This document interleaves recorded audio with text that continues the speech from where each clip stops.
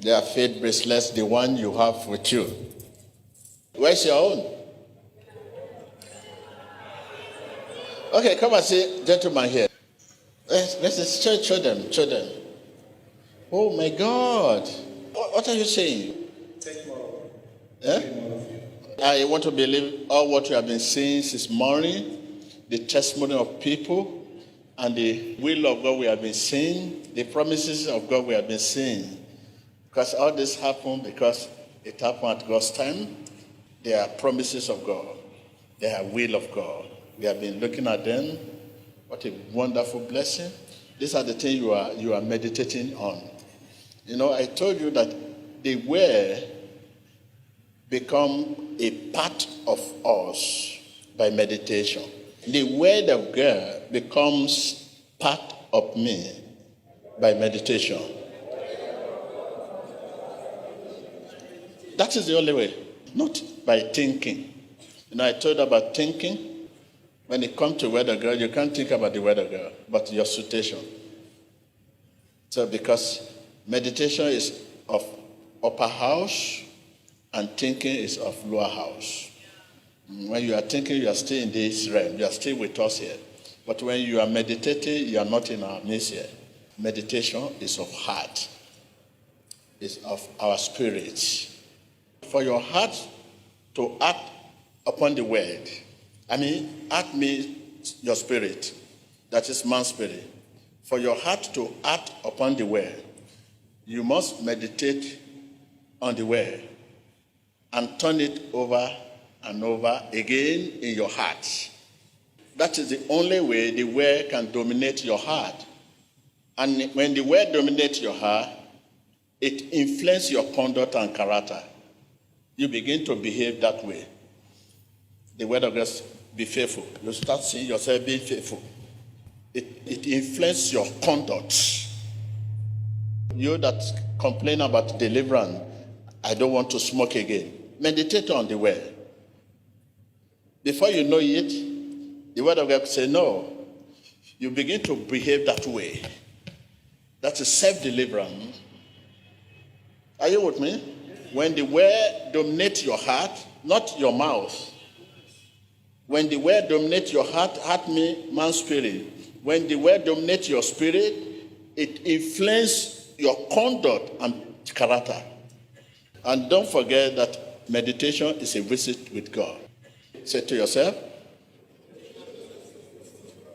meditation in the word is a visit with God. Say it again. Again? You may be seated. Thank you, sir. You have been struggling to follow the word of God. By meditation, the word becomes part of you. By meditation, the word becomes part of you. It's not by knowing the word of God.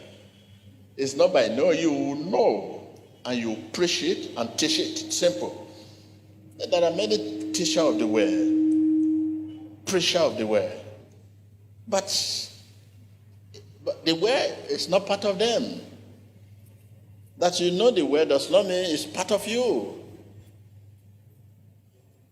It's only when the word becomes part of you, you can live the word. You live it. Live the word. The word can only rule you when it dominates you. Let's once say, plan for success. Keep the word. Meditate day and night. Do what the word says. Again, plan for success. 1, keep the word. Meditate day and night. 2, do what the word says. Without meditate day and night, you cannot keep the word. It is when you keep the word can influence your conduct and your character. When you meditate day and night, the word will influence your conduct immediately. That is your behaviors. You just begin, no, this is not the will of God. This is not what God said. But nothing to influence your conduct. You do whatever you want to do because the word has not influenced your conduct. The word becomes a part of you by meditation. The word of God becomes a part of me by meditation. By the way, what is the word of God? The word of God is spirit. Create material things. Show that the spirit is greater than material things, and you are the one of the material things. The word of God, bracket, a spirit, creates material things. Show that the spirit is greater than material things because he created them. First place we are to prosper is in our spiritual life. Tell your neighbor. I can't hear you. But today you are rich, you have money, you build houses, you have fleet of car, you have fleet of this, you have a lot of money, you're a professor, but your spiritual life is zero. You can't even relate with God. You don't even know God's opinion about yourself.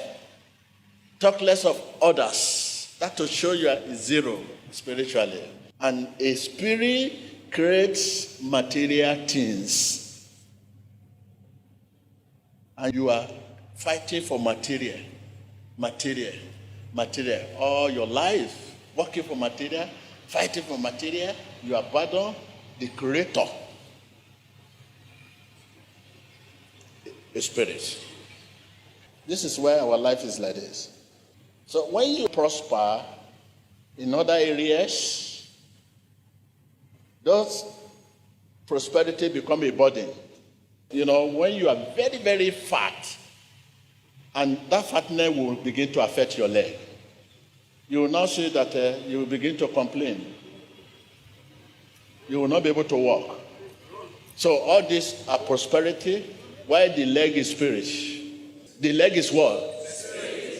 All this part, material things. All this part are what? The two legs. That is a good example of what we are talking about in this world. And the spirit is the one that created the body. This prosperity is so much for him, and now he himself is now complaining he cannot move you again. He will not be able to move you. There is a burden. Crisis. The word of God, which I ask you to meditate on day and night, as to relate with God, visit with God. By meditation, the word becomes part of you.